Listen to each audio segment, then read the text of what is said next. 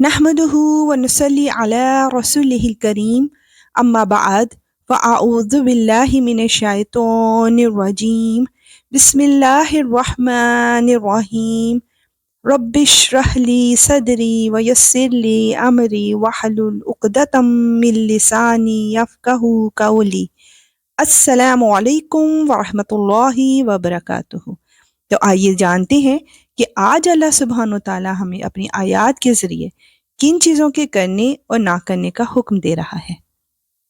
سورہ روم کی آیت 28 to 29 میں شرک کی نفی ایک مثال کے ذریعے بیان کی جا رہی ہے، جو تمہیں خود تمہارے اندر سے ایک مثال دیتا ہے۔ ہم نے جو رزق تمہیں دیا ہے، کیا تمہارے غلاموں میں سے کوئی اس میں تمہارا شریک ہے کہ اس رزق میں تمہارا درجہ ان کے برابر ہو، اور تم ان غلاموں سے ویسے ہی ڈرتے ہو جیسے آپس میں ایک دوسرے سے ڈرتے ہو؟ ہم اسی طرح دلائل ان لوگوں کے لیے کھول کھول کر بیان کرتے ہیں جو عقل سے کام لیں، لیکن ظالم لوگ کسی علم کے بغیر اپنی خواہشات کے پیچھے چل پڑتے ہیں۔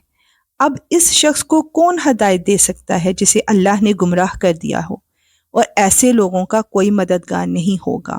بے شک یا رب العالمین، جو شخص ہدایت کا خواہشمند نہیں ہوتا تو پھر اسے ہدایت نہیں دیتا۔ آیت 30 to 32 میں ہم جانیں گے کہ فطرت کی کیا پکار ہے۔ لہٰذا تم یکسو ہو کر اپنا رخ اس دین کی طرف قائم رکھو، اللہ کی بنائی ہوئی اس فطرت پر چلو جس پر اس نے تمام لوگوں کو پیدا کیا ہے۔ اللہ کی تخلیق میں کوئی تبدیلی نہیں لائی جا سکتی، یہی بالکل سیدھا راستہ ہے، لیکن اکثر لوگ نہیں جانتے۔ فطرت کی پیروی اس طرح کرو کہ تم نے اسی اللہ سے لو لگا رکھی ہو، اور اس سے ڈرتے رہو اور نماز قائم کرو، اور ان لوگوں کے ساتھ شامل نہ ہو جو شرک کا ارتکاب کرتے ہیں، وہ جنہوں نے اپنے دین کو ٹکڑے ٹکڑے کر لیا اور مختلف فرقوں میں بٹ گئے، ہر گروہ اپنے اپنے طریقے پر مگن ہے۔ بے شک یا رب العالمین، تمام لوگ فطرت اسلام پر پیدا ہوئے ہیں اور اسی پر قائم رہنا ہی کامیابی ہے۔ آیت 33 to 37 میں انسانوں کے غیر متوازن طرز عمل کو بیان کیا جا رہا ہے، اور جب لوگوں کو کوئی تکلیف چھو جاتی ہے تو وہ اپنے پروردگار سے لو لگا کر اسی کو پکارتے ہیں، پھر جب وہ اپنی طرف سے انہیں کسی رحمت کا ذائقہ چکھا دیتا ہے تو ان میں سے کچھ لوگ یکا یک اپنے پروردگار کے ساتھ شرک کرنے لگتے ہیں، تاکہ ہم نے انہیں جو کچھ دیا تھا اس کی ناشکری کریں۔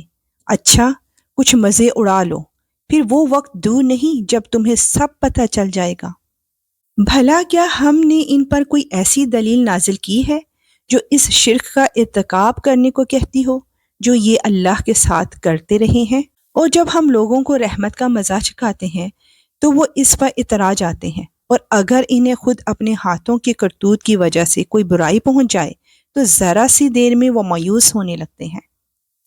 کیا انہوں نے یہ نہیں دیکھا کہ اللہ جس کے لیے چاہتا ہے رزق کشادہ کر دیتا ہے اور جس کے لیے چاہتا ہے تنگ کر دیتا ہے؟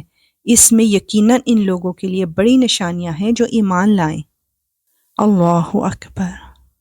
آیت 38 to 40 میں قرب الہی کے حصول کے لیے رہنمائی دی جا رہی ہے۔ لہٰذا تم رشتہ داروں کو اس کا حق دو، اور مسکین اور مسافروں کو بھی۔ جو لوگ اللہ کی خوشنودی چاہتے ہیں ان کے لیے یہ بہتر ہے، اور وہی ہیں جو فلاح پانے والے ہیں۔ اور یہ جو تم سود دیتے ہو تاکہ وہ لوگوں کے مال میں شامل ہو کر بھر جائے، تو وہ اللہ کے نزدیک بھرتا نہیں ہے، اور جو زکوٰۃ تم اللہ کی خوشنودی حاصل کرنے کے ارادے سے دیتے ہو، تو جو لوگ بھی ایسا کرتے ہیں وہ ہیں جو اپنے مال کو کئی گنا بڑھا لیتے ہیں۔ سبحان اللہ۔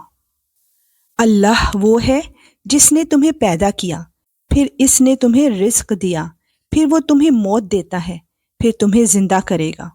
جن کو تم نے اللہ کا شریک مانا ہوا ہے، کیا ان میں سے کوئی ہے جو ان میں سے کوئی کام کرتا ہو؟ پاک ہے وہ اور بہت بالا و برتر اس شرک سے جس کا ارتکاب یہ لوگ کرتے ہیں۔ بے شک یا رب العالمین، تو وحدہ لا شریک ہے اور تیرے سوا کوئی عبادت کے لائق نہیں۔ تو ہی زندگی دیتا ہے اور تو ہی موت دیتا ہے، اور تو ہی دوبارہ اٹھانے والا ہے۔ یا اللہ، تو ہمیں روز محشر بہترین حالت میں اٹھانا۔ آمین۔ انشاءاللہ ملیں گے نیکسٹ آیات کے ساتھ۔ اب اجازت، وآخر دعوانا ان الحمد للہ رب العالمین۔ سبحانک اللہم و بحمدک، اشہد ان لا الہ الا انت، استغفرک و اتوب الیک۔ السلام علیکم ورحمۃ اللہ وبرکاتہ۔